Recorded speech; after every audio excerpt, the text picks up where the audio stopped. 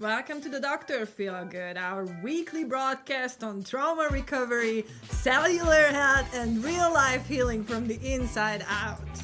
This series is proudly sponsored by the Patrick Risha CTE Awareness Foundation, whose mission is to prevent CTE through education and early intervention. A mission that's critical for families like ours navigating brain injury, behavioral changes, and long-term caregiving. You can visit them at stopcte.org. Well, hello, Fru. Hi, David. I snuck it on. You guys are right. Welcome, Dr. Mark Gordon. Good morning. Well, yes, definitely. Good morning. Not Good so morning. long anymore, but we are so excited to have you here today. Just for everybody, if you don't know who Dr. Gordon is, one of the reasons why we feel so honored to have him here is because he's a physician and a neuroendocrinology specialist whose work has helped reshape the conversation around PTSD, depression, anxiety, mood disorders, suicidal ideation, and behavioral changes following brain trauma. And while much of mainstream medicine has traditionally approached these symptoms primarily through psychiatry and medication, Dr. Gordon became known for asking a very different question, which is, what if many of these people are not mentally broken, but biologically injured? For decades, he has studied the relationship between traumatic brain injuries, inflammation, oxidative stress, hormonal disruption, environmental toxicity, and impaired neurological functions, especially in military veterans suffering from blast trauma and post-concussive symptoms. His work has been featured on the Joe Rogan Experience, I believe, 6 times, in major brain health conversations, such as the documentary movie Quiet Explosions, and through his collaboration with the Warrior Angels Foundation, where he has dedicated years of his life to helping veterans recover when many had lost hope. His work has been, what makes Dr. Gordon especially relevant to our audience is that his work directly overlaps with many of the conversations we have here on Dr. PhilGood about the gut-brain connection, the impact of inflammation and toxicity on human behavior, the role of hormones in emotional stability, the importance of mitochondrial and cellular health, and the growing understanding that the body's communication system may influence far more about mental wellness than most people realize. And today we're diving into topics that are dear to my heart, so excuse me if I'm a little too excited. We're going to talk about brain injuries, oxidative stress, glutathione, hormonal dysfunction, neuropsychiatric symptoms, environmental toxins, and why so many people may be searching for psychiatric solutions to what could actually be biological problems. Dr. Gordon, it's truly an honor to have you with us. Yes. And thank you very Dr. much for having me this morning. Appreciate it. It's a real honor. So the first and probably the most important question that I had in mind when we started to work about this conversation was, is there strong scientific evidence that traumatic brain injuries are often followed by hormonal dysfunction? The answer is yes. There are a litany, quite a large compendium of articles that show the exact mechanism by which a trauma, regardless of what kind, blast trauma, automobile accidents, slip and fall, assaults, and so forth, even chronic stress, how it alters the chemistry in the brain, which elicits an inflammatory response. And that inflammation has been documented since the early 2000s as shutting off a cellular mechanism, a cell called the astrocyte, which helps to regulate the brain's portion of the brain called the hypothalamus, which is above the pituitary gland that we refer to as the master gland. Well, there's a regulator of that master gland, which is called the hypothalamus. During inflammation, the cells that help the hypothalamus to work are shut off so that the hypothalamus cannot send the signal to the pituitary gland to release the key hormone, luteinizing hormone, that starts the process of generating all our steroid hormones in the brain. So that is the relationship, and there are an overwhelming amount of articles that repetitiously state the same thing. So after more than 10 articles, I tend to believe that that's the mechanism. Right. So I won't get into the great detail of it. I'll try to keep it more consumer friendly in my terminology. I'm more prone to speaking with groups of physicians, so I Yes. apologize if I get a little bit too deep in the weeds. I'll try to get back Oh, no, and enjoy fix it. Enjoy it. For a Okay. nerd out with you. Well, Okay. there are listeners too, though. So we have Well, I'm a listener Yeah. and I'm enjoying it. Well, That has it's to a- say with my car accident in '08, within 6 months, my testosterone was down and my thyroid had stopped functioning properly. So that's why. Well, inflammation. Let me go back because the sequence of events is very important.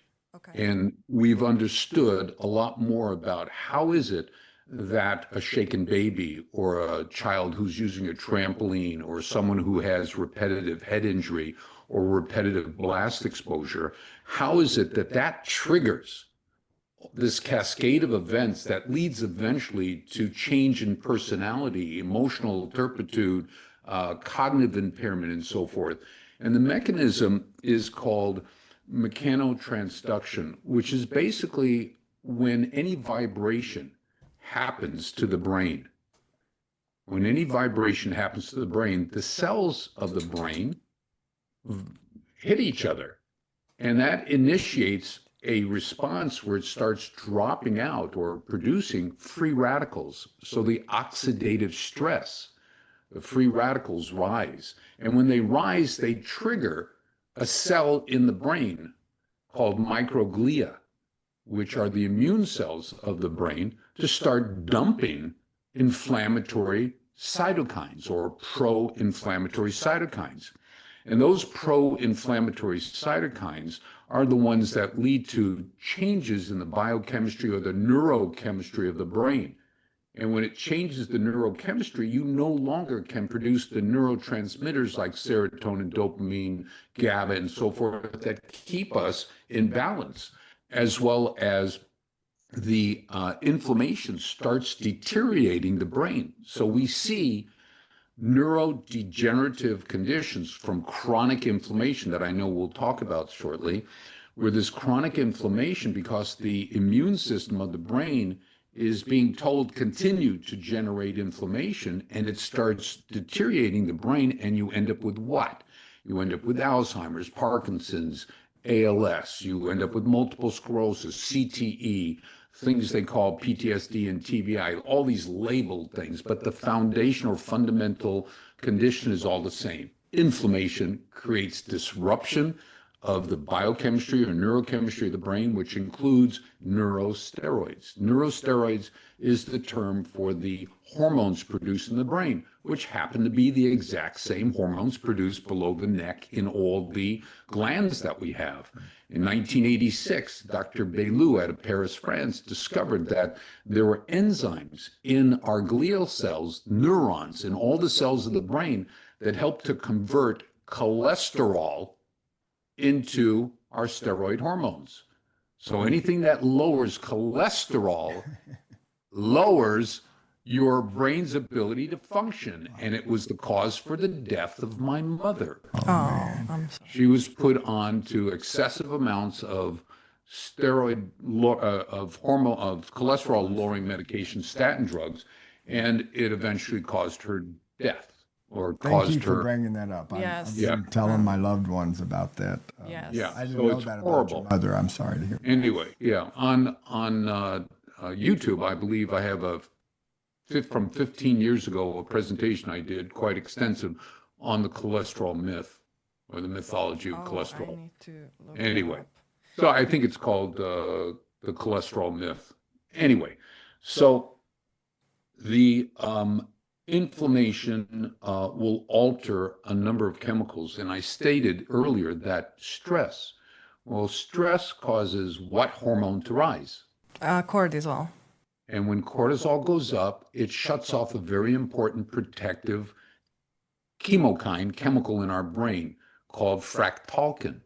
And when fractalkine is dropped, those inflammatory cells or the immune cells, microglia, are allowed to activate. And when they activate, they start dumping the pro-inflammatory cytokines that have names like, I don't even think they're names, IL-1, IL-1B, Yeah, 1B. IL-6, tumor necrosis factor alpha, and a whole litany, IL-17, 8, and so forth and so on, and oxidative stress-related chemicals. And that over time is what causes the deterioration and the fogginess that people start developing, or the inability to remember things. Is it why some people don't notice actual symptoms after an injury sometimes for 6 months or more? Yes, that can happen. There are two forms of trauma.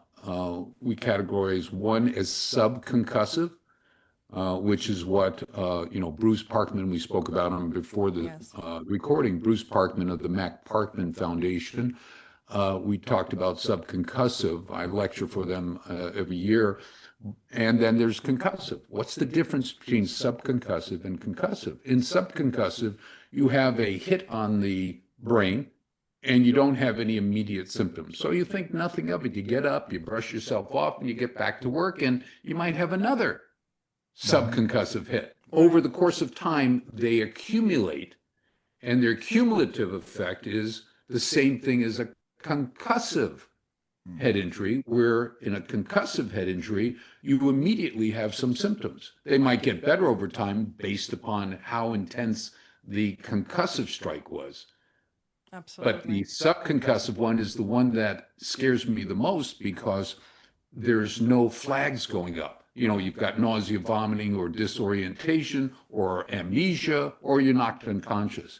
And this is a great fallacy that I've been fighting with the VA and the DoD, is that the Department of Defense and the Veterans Administration, is that they don't categorize someone as having a TBI unless there is some major loss of consciousness or cognitive impairment or nausea, vomiting, or disorientation, which is wrong. They've had subconcussive traumas. And this is what I see in the guys who were 50 caliber gunners in the Desert Storm and subsequent battles or, wars that we've had, or incursions. And they're put into this labeled category of PTSD. And I personally don't believe in post-traumatic stress disorder. What I believe it is a missed opportunity to have treated a subconcussive or concussive trauma. The analogy I use is you cut your finger, you treat it, antibiotic, you bandage it, you keep it clean, it gets better. How about if you never do that? Right. It just festers, gets worse until you have it amputated.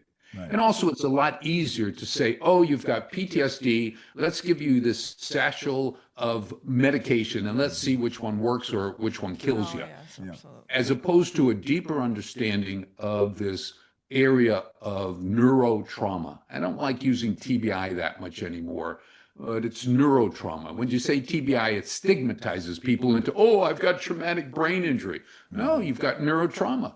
Right. And it also doesn't fixate into a set group of causations. Do you know surgery causes traumatic brain injury? Do you know that a fracture of your leg causes traumatic brain injury? A beautiful study was done on women who were in sports, and they fractured below the belly button a limb, ankle, femur, tibia, and they developed hormonal disruption.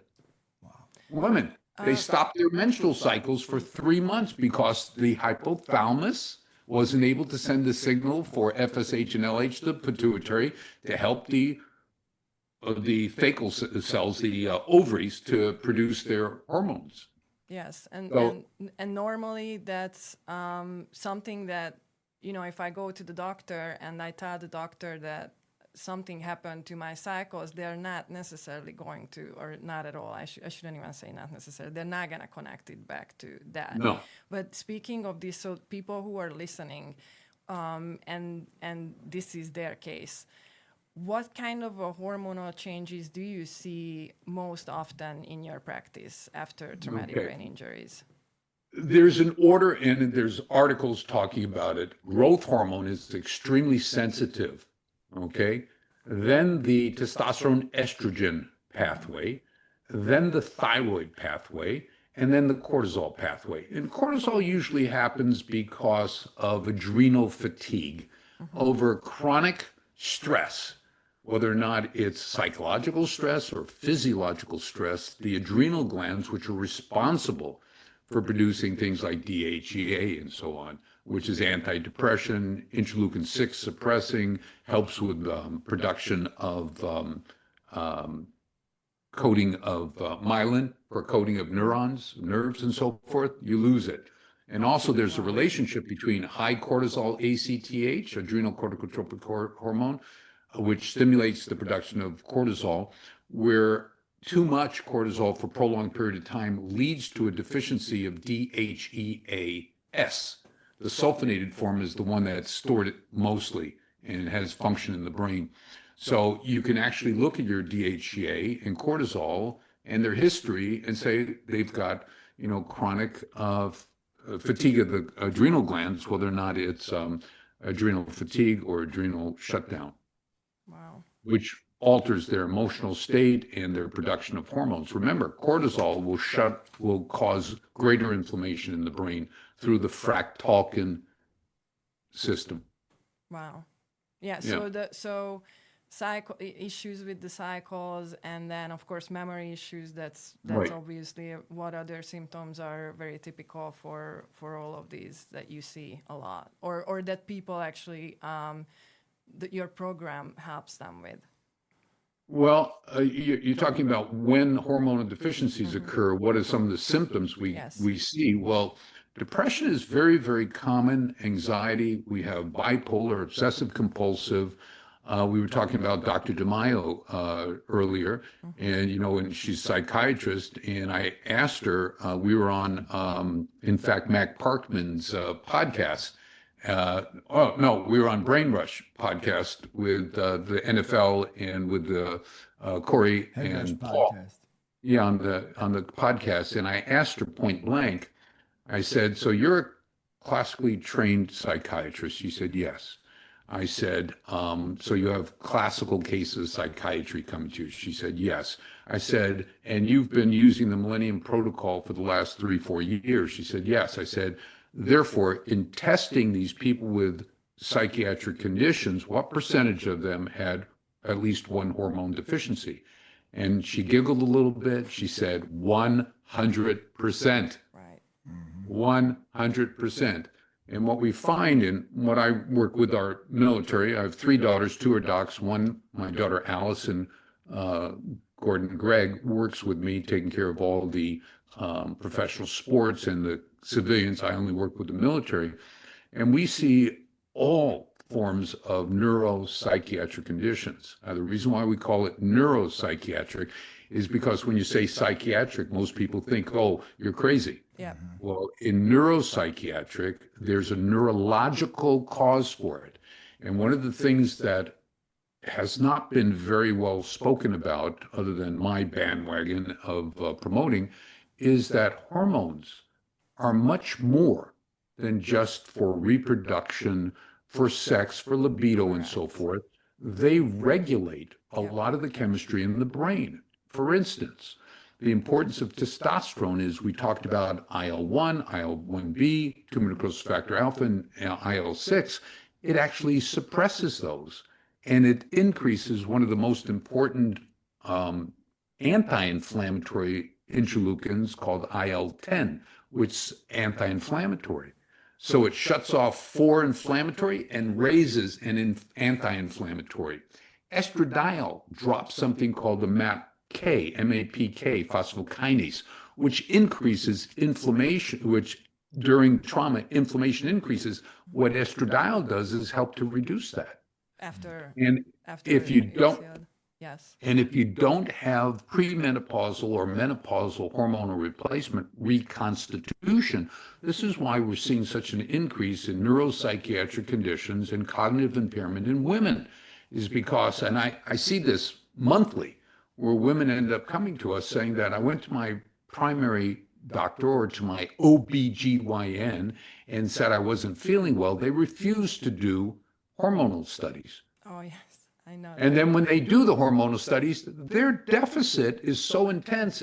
There's studies about in males and females about loss of testosterone, estrogen, and the high occurrence of Alzheimer's or cognitive impairment. And there are a lot of articles out there talking about cognitive impairment with estrogen testosterone deficiency in both guys and girls. The only guys and gals, their only difference is the proportion is more of estrogen in females than males, but males need estradiol to protect the brain. And that's why we see in people who are on TRT, testosterone replacement therapy, who are not on DHEA and pregnenolone, and are on an estradiol blocking chemical, what happens is they increase their depression and dementia. Wow. And it's in the literature, and we see it. Agitation goes up as well because they lose a chemical in the brain. Testosterone is not as safe.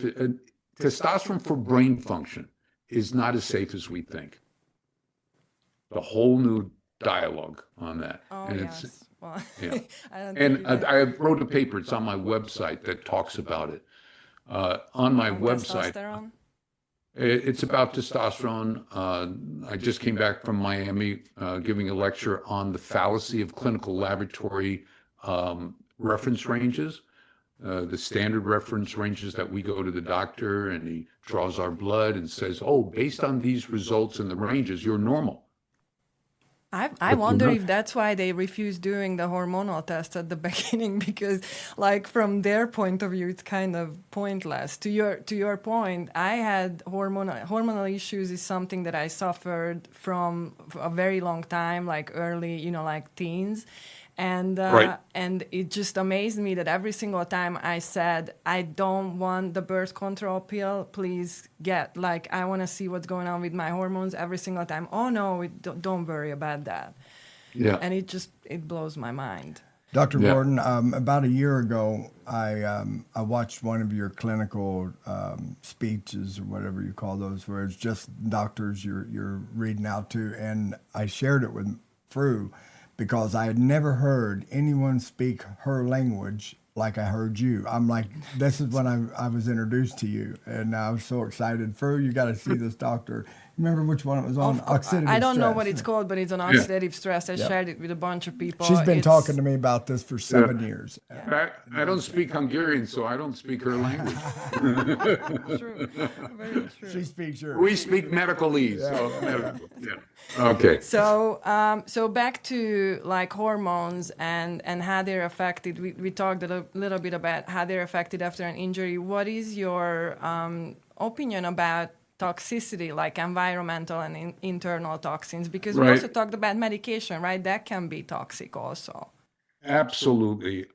Environmental disrupting or endocrine disrupting chemicals are in our environment all around us. It's in our food, the glyphosates, the PSAs, the PFFs, the PSFs, all those letters that they throw at us.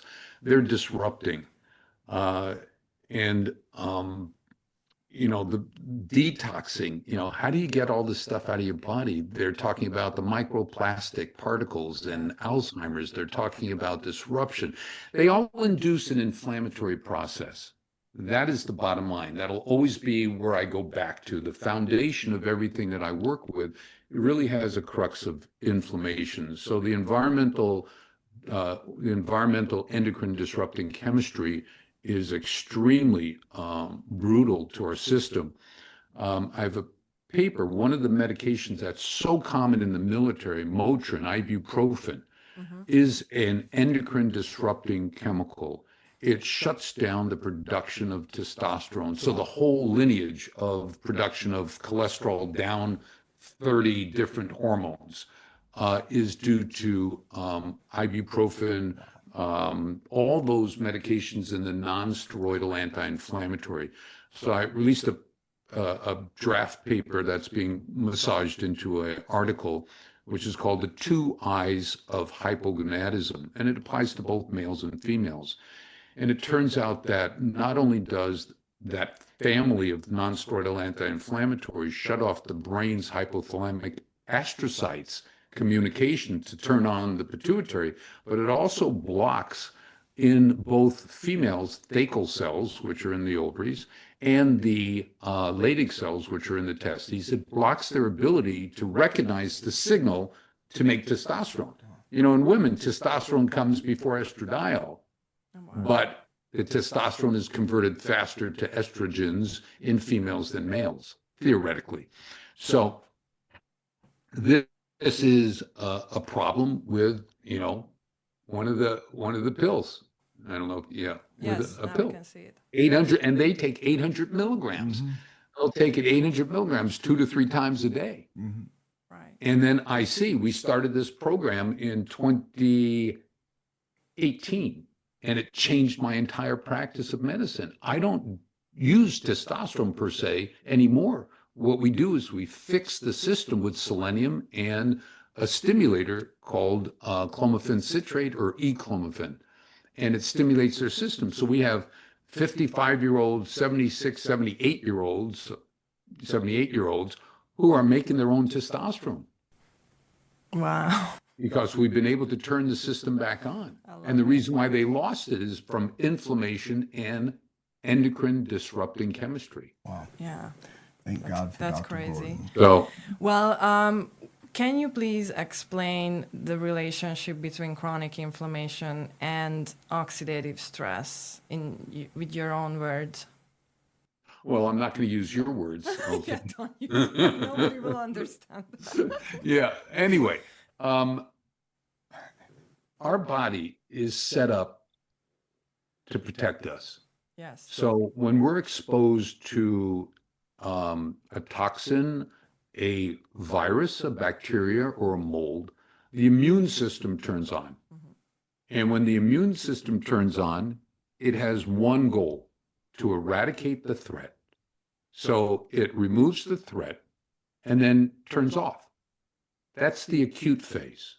But in certain scenarios, a chronic phase occurs where you're getting repetitive injuries or the body cannot shut off the attack, whether or not it's Lyme's disease, Epstein-Barr virus, cytomegalovirus, COVID, so forth, tick, Gal-1, all those things we're being exposed to try and thin the herd. And we go into an inflammatory state. Now, when there's inflammation, free radicals are being produced by the cells, because the most common one is called reactive oxygen species, ROS, which is produced by mitochondria, which are the powerhouses for everything that our body does. We need the energy molecule called ATP, adenosine triphosphate, which comes from mitochondria. We need that to run our system. But what happens under inflammation, the mitochondria become dysfunctional. And to counter that, the mitochondria try to work harder. And in working harder, they're spinning off more of these free radicals, this reactive oxygen species, which is oxidative load, oxidative stress goes up. And that creates turning on of more microglia. So the microglia, again, are those immune cells in the brain that have 3 states. State 1 is called the M0, which is sedentary. They're just observing. They're looking for bacteria, viruses, dead cells to clean up the stuff. But if they're activated through free radicals, they become M1, which is pro-inflammatory. And in an acute scenario, they do their job, and then they move into another, what they call phenotype, which is called M2, which is anti-inflammatory. So it goes from sedentary to inflammatory to anti-inflammatory. And that's from sedentary, no threats, to threat, to resolution of threat. So the triggers are these inflammatory chemicals. And one of the most damaging radicals that is produced is called peroxynitrite. Peroxynitrite is a combination of the reactive oxygen species, which is also called superoxide, and nitric oxide.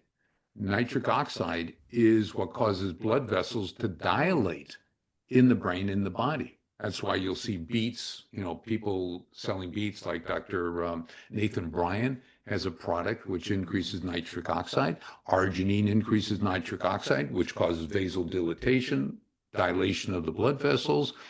But what happens in the brain is reactive oxygen species steal the nitric oxide. So you get constriction of blood vessels because you're losing the dilating effect, the opening up effect. So the peroxynitrite is associated with causing Parkinson's disease, with depression, because it damages enzyme systems.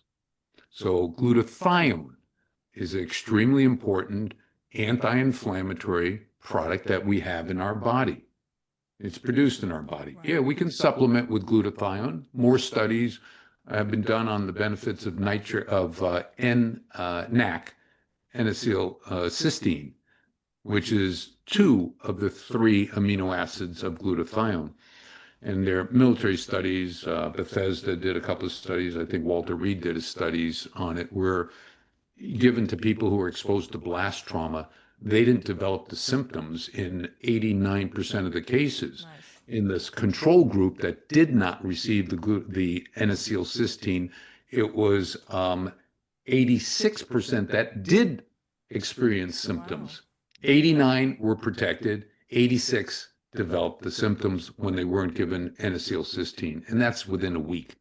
Wow. So the free radicals turn on the inflammatory cascade or through the cells. So what we need to do is we need to mitigate the production of these free radicals. And the way we do it is through certain nutritional means, whether or not it's fish oil, omega-3s, quercetin, which a lot of people are starting to understand. I talked about it on Joe Rogan, number 5, and the use of gamma tocopherol, vitamin E, gamma version of vitamin E. There's A, D, and G of vitamin E, and it's the gamma form that is the strongest in the brain. And when you mix it with quercetin, it lowers a trigger for inflammation that they call NF-kappa B. So it lowers that. So there are a lot of nutraceuticals, EGCG, the extract from green tea is very good for it. Vitamin D, stabilizing the inflammatory system in the brain. A whole bunch of really neat things that I talk about in my book, in a chapter that just has the nutraceuticals and how the science has substantiated that they work very well. So chronic inflammation is kept chronic because of the free radicals. So you need to interrupt that cycle. You constantly worry about his safety. Then why aren't you worried about this? Protect his brain. Prevent CTE.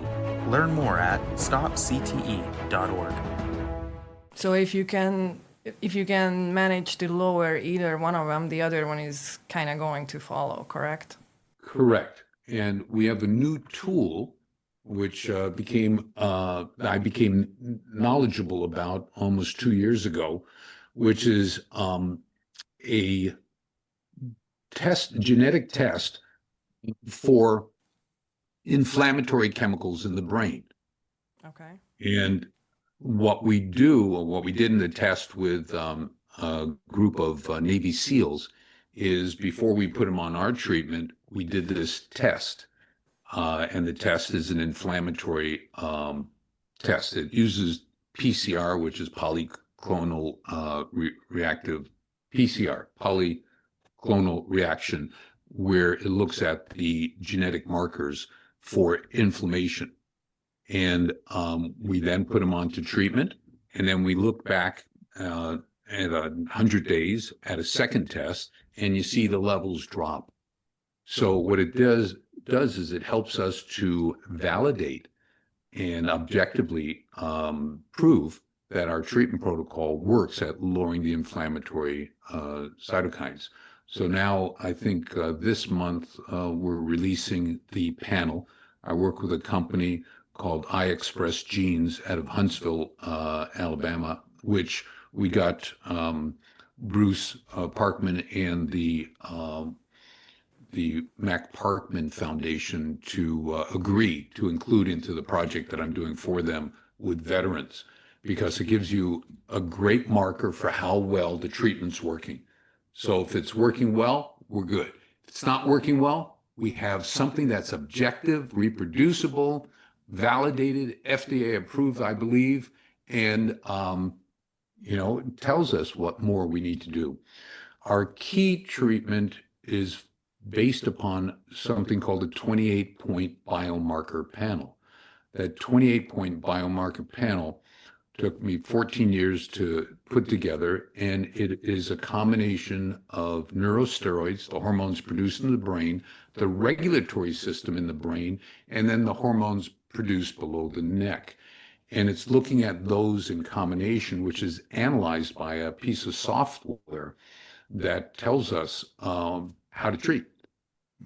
Produces a 12-page report and says, okay, here are the problems, here's the solution.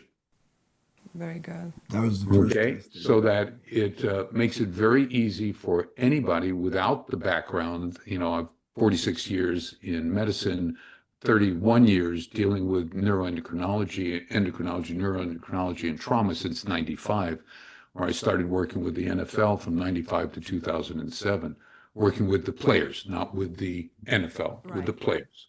Yeah, NFL really didn't believe in, at that time I was doing it, didn't believe in traumatic brain injury and CTE and all the problems that happen. They I wanted still to bring that up about you, what kind of man you are. I really look up to you for that, by for which stepping away from the NFL and focusing on the well, military. it's a long story made short. In 2007, I started reading more of our veterans coming back with what they call PTSD, TBI. And I went to the group of guys that I was working with, and I said, look, I want to open up a division to help our veterans. No one wanted to help me. Wow. So I ended up walking away from them, and took 2 years to generate enough money. In 2009, the first article came out promoting what we were doing for free for our veterans. I'm self-funding for the past, since 2009 until today. Develop things, lecture and so forth to generate funds so that we can help. The book on peptides is funding my daughter for children of veterans, to help the children of veterans with what problems they have, whether or not it's from playing football, hockey, lacrosse, or some of the children with autism of different spectrum related. And we're getting some really good responses from it, because it's an inflammatory process to some degree, because what initiated the autism, and we can talk about things that caused it at other time. Yes, I know. I love that. The whole reason why I got into learning more about cellular wellness was actually related to autism. A book called Gut and Psychology Syndrome. I don't know if you're familiar with it. I'm familiar with the causation, the relationship. Well, no, it changed my life completely. So like it was undeniable to me, and we were actually just talking about the exact same thing in our previous episode, that there are so many people out there who have no idea about the relation between the health of the gut lining and then disorders such as like autism, dyslexia, dyspraxia, schizophrenia. I could go on and on and on. The list is just incredibly long. So, well, thank you for both of you and your daughter doing that work. That is really awesome and very important. So we've talked about oxidative stress, and then now usually when I try to tell people what it is, they're like, "Oh, you just have to take more antioxidants." So could you please tell our listeners what antioxidants really do and are capable of doing in this whole vicious cycle that we talked about? Yeah, well, the function of, quote, antioxidants, as their name implies, is to go against the oxidative stress. So there are things most common is vitamin C, but the type of vitamin C that we're using is the wrong type. Ascorbic acid is water soluble. You need fat soluble forms of vitamin C to get into the brain. So that is ascorbate palmitate. So ascorbate palmitate, 500 to 1,000 milligrams a day, gets absorbed readily from the gut. You have to take it after food because anything with a palmitic acid, palmitate is a fat. You need food, fat in the food to help it absorb. And then it passes, things that pass through the blood-brain barrier to get into the brain are fat soluble. So testosterone can get passively in through the brain.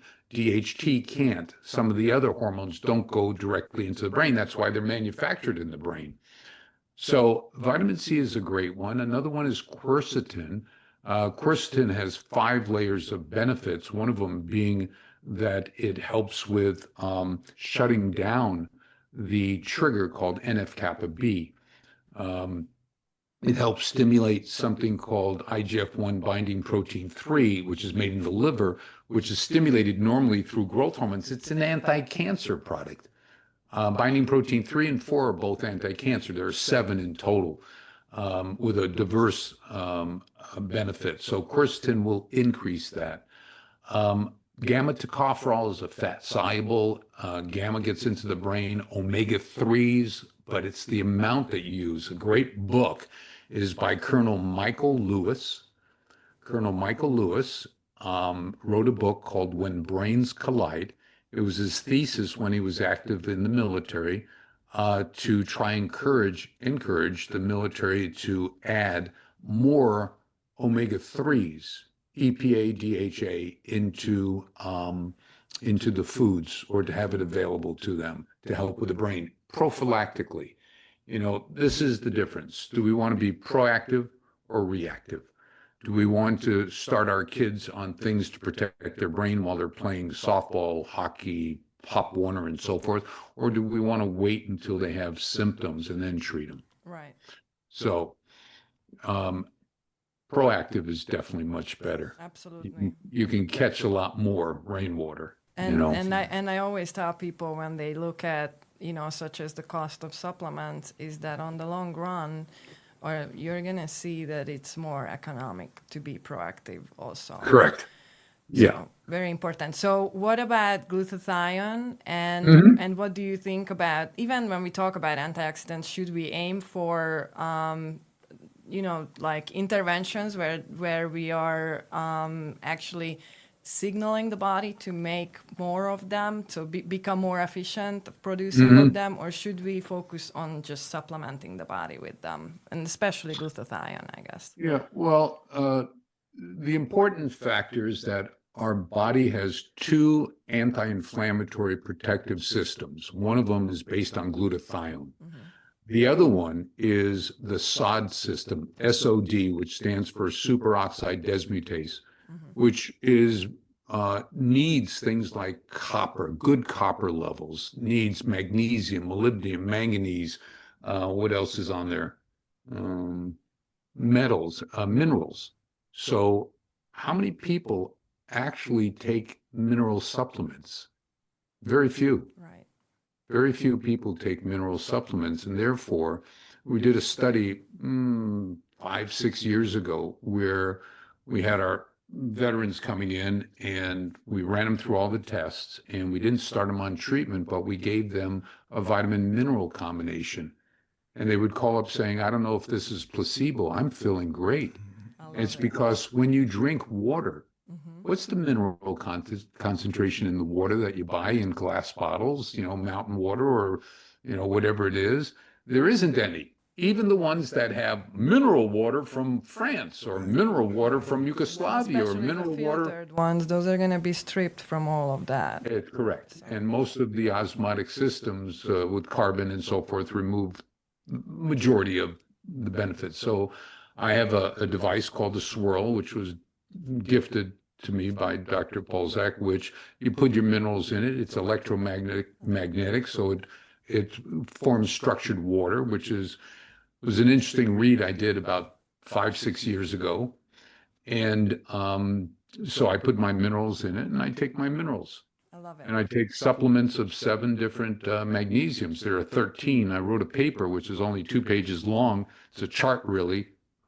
Well, it's more than 2 pages. It's about 8 pages because the references are 6 pages. Wow. But it's a chart of 13 different forms of magnesium, from glycinate to threonate to sulfate to chelated, and it tells you where they function.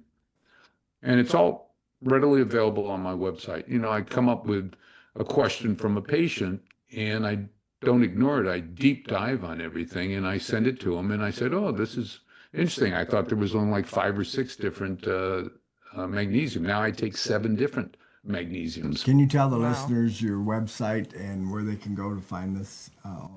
If they go to TBI helpnow.org and they go under the science section, they'll be able to see the articles that we've published, the articles I've done in corroboration. One of them I did with Dr. DeMaio in psychiatry, basically talking that all the psychiatric conditions are, as we started with, are biochemical causation. It's not the fact that you just woke up one morning saying, I want to be depressed. Right. It's because at that period of time in your life, the balancing, the compensation or the compensatory mechanisms of our brain failed. Right. It did well until today at 6:37 p.m. And then you develop symptoms. You know, and it's one of my bugaboos, one of my negatives is, person has a trauma, and 3-4 years later, they go to their general practitioner and say, Doc, I'm moody, I'm this, I'm that. And the doctor says, oh, you're depressed. Mm-hmm. Never once stops to ask, did you ever have any kind of trauma? And Right. you have to clarify that trauma is either subconcussive or concussive. You don't have to be, oh, it was severe. You don't need severe. It could be microscopic but repetitive. And never asks them, and never does the blood test, because at that time we didn't have it. Now we have the blood test that shows the inflammation. So we've got maybe 40 people that we've done testing on, and you see the pattern. At the end of the year, we'll put together a paper with the Mac Parkman and start talking about the importance of this inflammatory panel, which will start in June or July, making it available through our store, where people who aren't our patients can acquire access to this test. And we don't accept the physician as their treating physician. We're just providing a service. They go and take the report back to their primary doc, who hopefully will be able to provide a treatment protocol.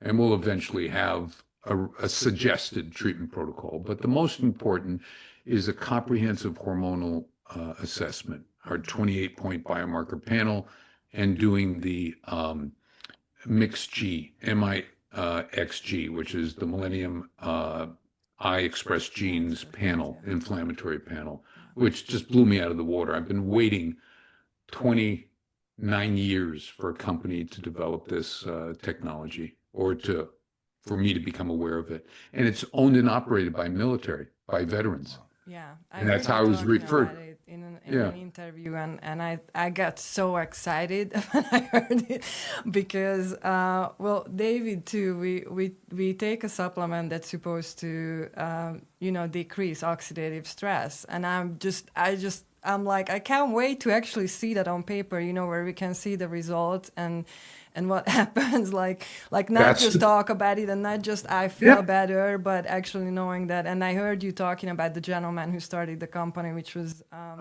Jeremy, with Jeremy, incredible. Colonel Jeremy, yes. Incredible. So, thank you for sharing that and reminding us about it. How important is cellular communication in helping the body to respond properly to oxidative stress? Could you share cellular communication? Yes. Yeah, like the signaling, as we were talking about it a little bit. Yeah. cell-to-cell signaling is the cause for, in mechanotransduction, is the initial cause for free radicals being generated. So when cells communicate through touching each other, through vibrating to each other, generates the free radicals because it perceives that there's a threat. Nitric oxide is an intracellular signaling which helps with systems within the cell, within the cell. But the exterior is, the inflammatory markers. I mean, my knowledge of the cell-to-cell communication is somewhat limited, but the influence of hormones on modulating that negative production is what I look at. So the hormones' influences on the cell's responses, negative adverse responses, is calming it down, is quieting it. And that's what happens with the glial cells, the microglia and the glial oligodendrocytes. There's neurons, there are epididymal cells, or not epididymal cells. There are a number of cells in the brain that are influenced by the environment that they're in. And we talk about two forms of environment, a pro-neurological or neuropermissive environment and a non-neuropermissive environment. In a neuropermissive environment, that's where the chemistry, the neurochemistry, biochemistry is in homeostasis, where it's balanced. And in a non-neuropermissive is where it's off balance. And in the off balance is where you get the oxidative load, oxidative stress, oxidative load. You get the pro-inflammatory over anti-inflammatory. In fact, prolonged pro-inflammatory or prolonged or chronic inflammation actually retards the ability of the body to respond with anti-inflammatory. It shuts it off. And the more trauma you have, the more reactive the inflammatory production is, where you need less of a trauma, not more of a trauma to create more inflammation. You need less. And that is the activation of the neuroimmune system. I mean, the area that I work in, neuroendocrinology, really needs to be renamed to neuroimmunopsychoendocrinology, because there's no real way of separating the neuroendocrinology without neuroendocrinology. Neurological system and the endocrine system also is influenced by the immune system, which is, totally ignored. But now people are starting to take a look. I've been doing this for 31 years, in this area. I very rarely talk to people who realize that there is a very strong correlation between the immune system and the hormones. Big time. And I'm starting to see, we've trained 27 psychiatrists. Besides Dr. DeMaio, who's very, very strong in what we're doing, we have a Dr.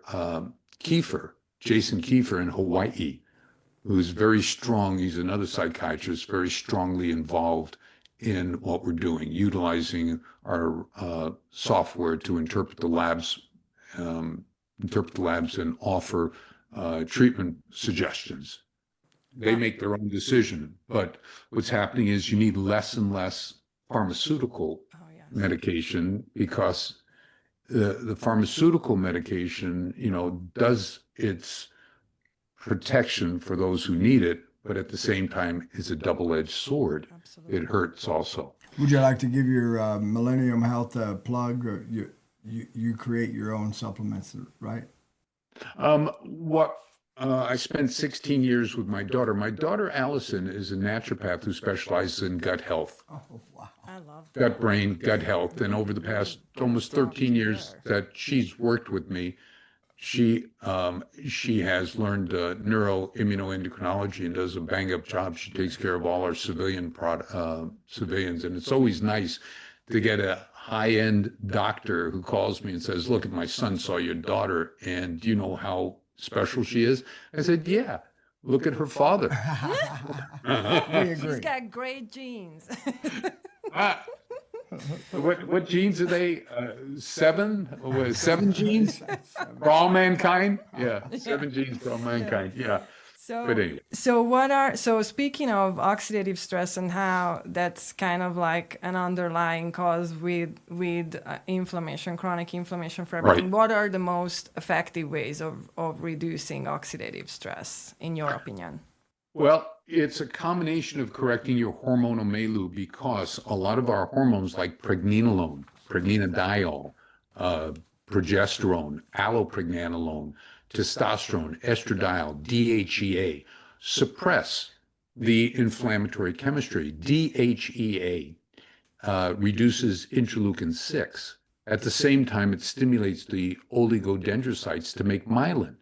So we've reversed multiple sclerosis. We're working on our 14th case, but we have a video of a Navy lieutenant who was in charge of the nuclear power plant on one of the Nimitz-type carriers who retired in 2020 and developed subsequently multiple sclerosis. And the VA, he's in Florida, the VA diagnosed him and offered him treatment, which he refused. Smart kid, he did his reading. He saw that in his estimate and his interpretation that the treatment could kill him faster than the actual illness. So he jumps into his car, gets into his car, starts driving home, turns on his favorite radio program, Joe Rogan. At the split second that I'm talking about a Navy SEAL by the name of Nathan, who was 50% better in 60 days on our treatment protocol. Tim comes into the program, and he's been in 100% remission since November 2023. I talked to him Monday of last week and doing phenomenally well. We added one peptide to him, and he went on our treatment protocol and was 90% better in 12 weeks. We added one peptide that enhances healing of the brain called CMAX. And by week 14, his symptoms, everything was gone, and he never had a relapse. So I basically say that he's in remission. I never call it cured because I'm not that smart.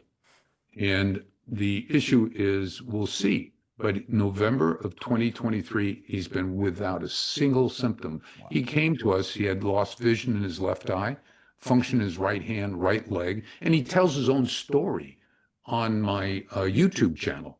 Wow. Okay. And on that YouTube channel, we've got a 92-year-old with dementia who is a veteran out of the Korean War, whose son went through our program. They're in Florida. The Gray Team is what it's called, and they help veterans with certain medical, red light therapy, TMS, and so forth and so on, all supported by science.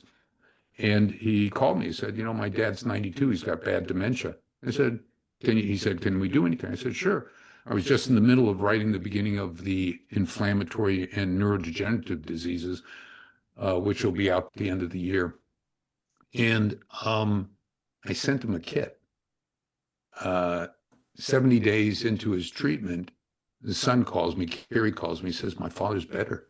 I said, let's get on a Skype call. We got on a Skype call, and I'm quizzing him and blah, blah, blah, blah, blah. And we had a beautiful conversation. He was is a PhD in young child development.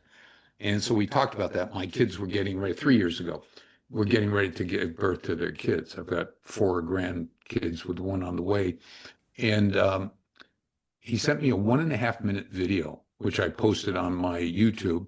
And then at 180 days, he sent me another another 1.5-minute video, and I was blown away.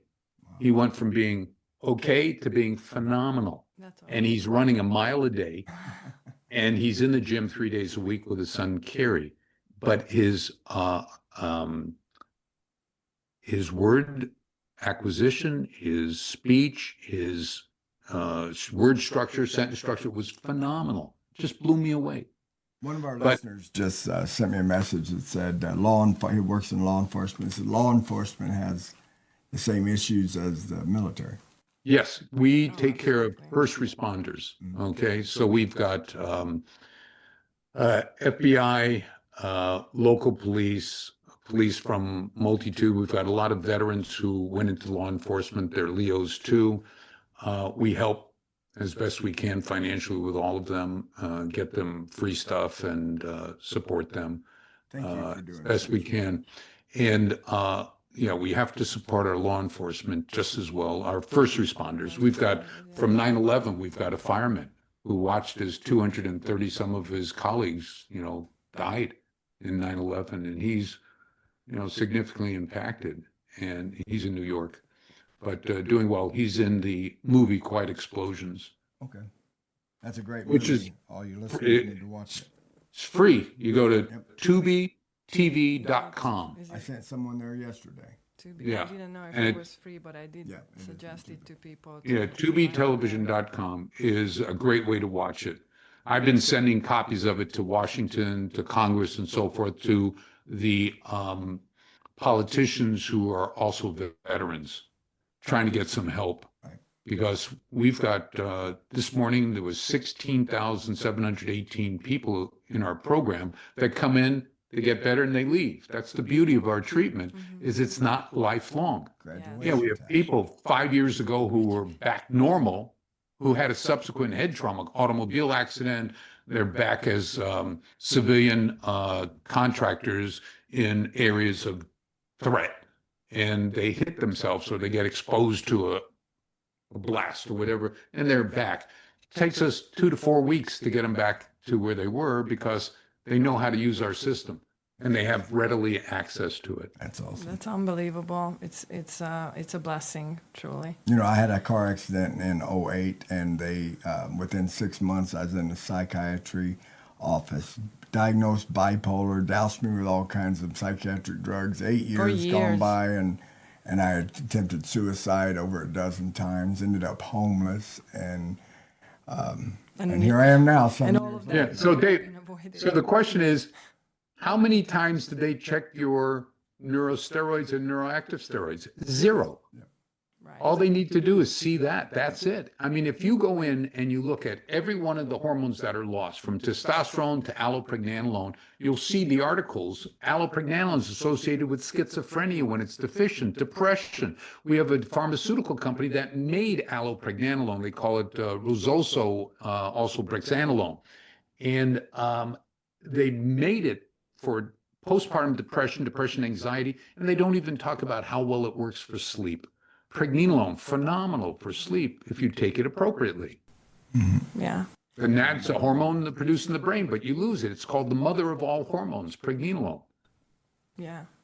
Yeah. So It's, by the way, I have to mention this. I keep thinking while we're talking that I have a friend with MS in Hungary, and I'm keep thinking about how I could, get some help for her. There's that's a whole other conversation, what kind of, treatments people get in other countries. But definitely that's an overall, probably you find it everywhere. Nobody asks her about her hormones. Nobody's checking her hormones. Nobody Right. asks her whether or not she had head injuries or. right. And- 30% of the people who develop multiple sclerosis have a history of traumatic brain injury. In Tim's case, he had 2 with loss of consciousness. Every single one of the MS cases either had multiple vaccines and trauma.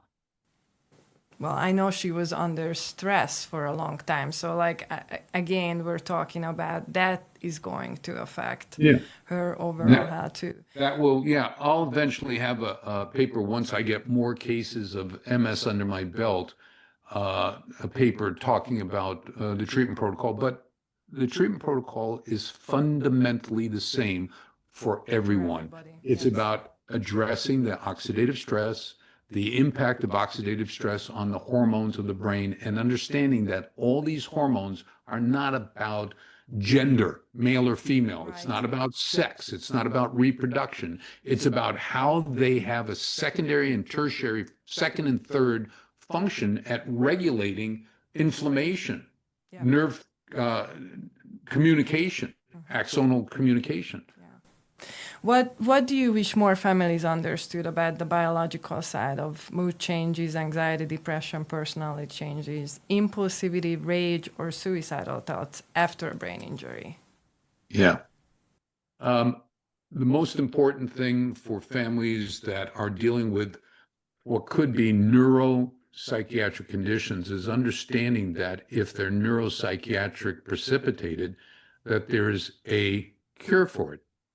There's a healing for it. And that is only possible if you're seeing a doctor who understands the relationship and runs the appropriate hormonal testing. I mean, I have a handbook on our site, which is called the 28-point biomarker panel. It's 50 pages. And what it does is it teaches the doctors about each one of the 28 hormones that or 28 markers that we use in our 28-point biomarker panel to help identify causation. That's the key, causation for why they're having symptoms.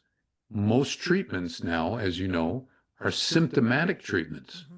Take the blue pill, take the green pill, take the purple pill. What do? Well, they cause you to be so sedated that you don't think about your depression. Right. You drool.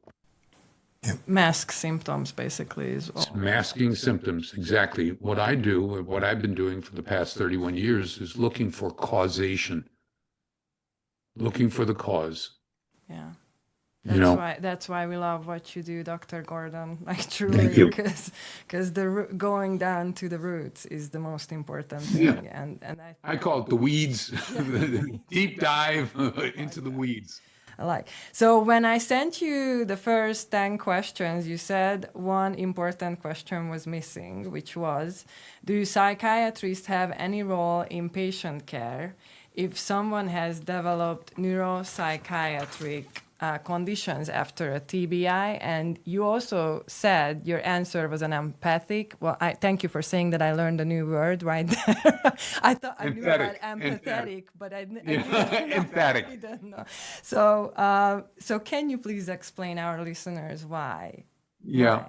Well, aside from the 27, maybe 30 psychiatrists that we've trained, the recognition that there's a causative relationship between traumas. Chronic stress, is a trauma. Surgery is a trauma. Certain medications is a trauma. Also physical trauma, blast wave trauma, where there's no real physical. It's a overpressure is what the military calls it. It's that wave that causes a sudden movement of the brain, of the head, that they totally ignore the possibility that there's a cause for an actual cause for why people develop psychiatric conditions. Mm-hmm. And they ignore that. And what they do is immediately go to symptomatic treatment. What I'd like to do is, be invited by psychiatric companies or organizations and be able to show them the data. I did this maybe 10 years ago for the International Society of Neurofeedback and blew them away. I gave a 45-minute presentation, but spent 3 hours in the hallway answering questions.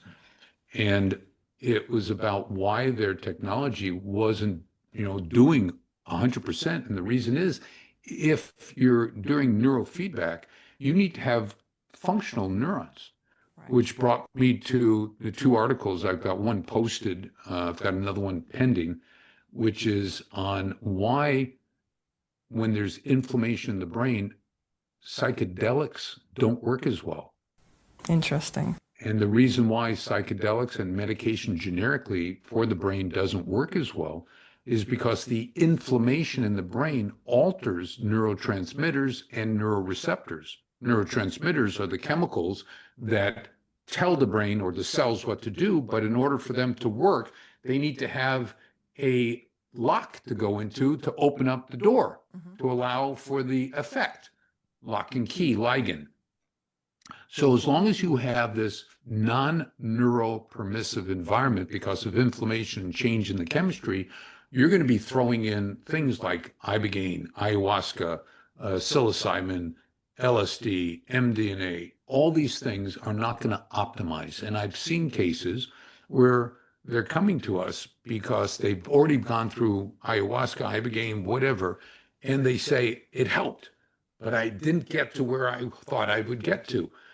And the reason was because their biochemistry was off, their neurochemistry was off. And within 2 weeks of correcting one of these gentlemen who was a F-18 fighter pilot, correcting his hormones, he was at 100% according to his perception. Right. It's You know, incredible. he noted the benefit, and this is what we're seeing, is that people who have the correction in their neurochemistry end up having a significant improvement in their level of functionality. And you can call it healing, you can call it improvement, whatever word you want to use, but are they functionally better? And that's the key. It's not about health. I mean, tell me what health is, but tell me what performance is. Right. Functionality. This is our markers, how well they're functioning. Right. Health is an abstract concept because health for you might be different than health for me. Absolutely. But if my functionality is, I'm 73 years of age, most people think I'm in my 40s and 50s in cognitive ability. Physically, 110. No. But Are you serious? No, You're I 73 was years I old? was shocked. Yeah. I didn't have the time to say anything. I was shocked when you said you're 72. no or, idea. like yeah, 70, I was sitting over 73. here wondering if you were my age. Yeah, 73. She's early 50s. That's kind of where I put you to. Yeah. But, if you look at me back in when I was 47, they tried to put me on antidepressants. That's when I started my change. I'm a reader, and I'll go into papers as my escape as opposed to television or drugs or something like that. Not even my scotch, which has been on the shelf since I had my back surgery 8 weeks ago. But yeah, the fact is there's a lot of information out there that hasn't been allowed to get out to the general population. And that's what I believe my voice is to do, is to share in that. And that's why I write so much and, try to get published. I was published in Military Medicine about reverse T3, which is ignored. Reverse T3 causing psychiatric conditions like paranoid schizophrenia, depression, anxiety, cognitive impairment.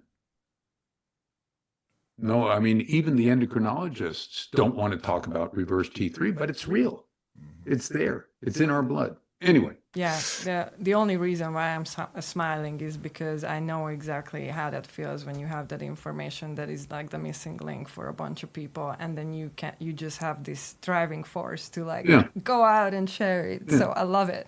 Yeah. Well, if you could leave every family dealing with TBI, PTSD, whatever you want to call it, hormonal dysfunction and neuropsychiatric symptoms with one truth, just one message that kind of summarize everything we said, what would that be for everybody?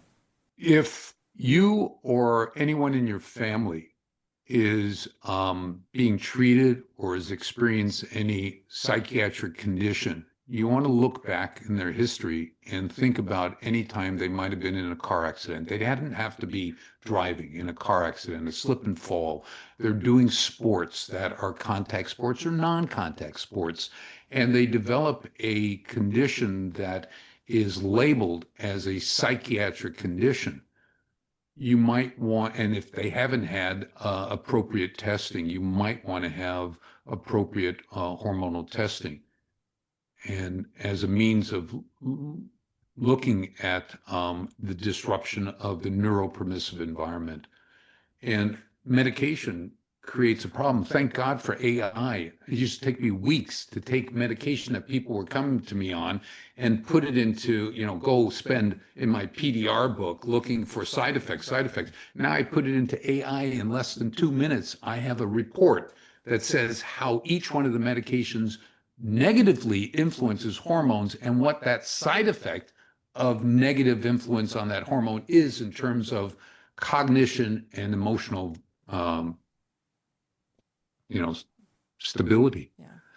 So that would be it. I'm grateful for AI too, by the way. Yeah. But Dr. Gordon, thank you so much for this conversation. This is exactly what we're love creating here, at Dr. PhilGood. Many families are living with mood changes and personality changes and just dysfunction that they really don't know where it's coming from. So your message is incredibly important, and we are just super grateful for it. So if this conversation gives people a different lens, it gives families language, direction, and hope. And for our listeners, if you'd like to continue this conversation, you need more information, we're asking you to text 662-216-2235, the word brain, and we'll point you into the direction of experts and help you to find more information and resources in whatever you're seeking. Thank you, Dr. Gordon. Thank you, Dr. My Gordon. pleasure. Thanks for listening to Dr. Feelgood. If this episode meant something to you, share it with someone who needs it. And don't forget to follow, subscribe, and leave a review. And remember, healing is possible. We'll see you next time. With real talk, real healing, real good. You constantly worry about their safety. Then, why aren't you worried about this? We've known the big hits are bad. Now we're learning all those little hits can be worse.